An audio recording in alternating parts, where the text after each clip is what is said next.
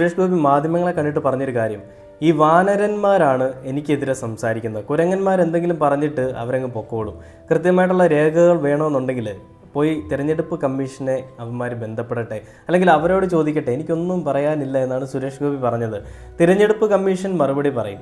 ആരോപണം ഉന്നയിക്കുന്ന വാനരന്മാർ സുപ്രീം കോടതിയിലേക്ക് പോകട്ടെ. അതിനുശേഷം വേറൊരു വാർത്തയിൽ കണ്ടത്, ഒടുവിൽ മൗനം വെടിഞ്ഞു. വോട്ടർ പട്ടിക വിവാദത്തിൽ ആരോപണം ഉന്നയിക്കുന്നത് വാനരന്മാർ.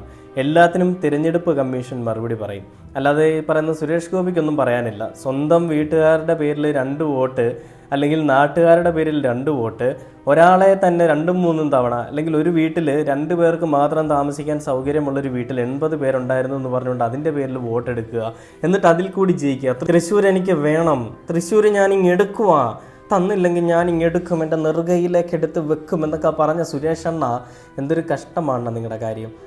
അടിച്ചു മാറ്റി ജയിച്ചിട്ട് ചോദ്യം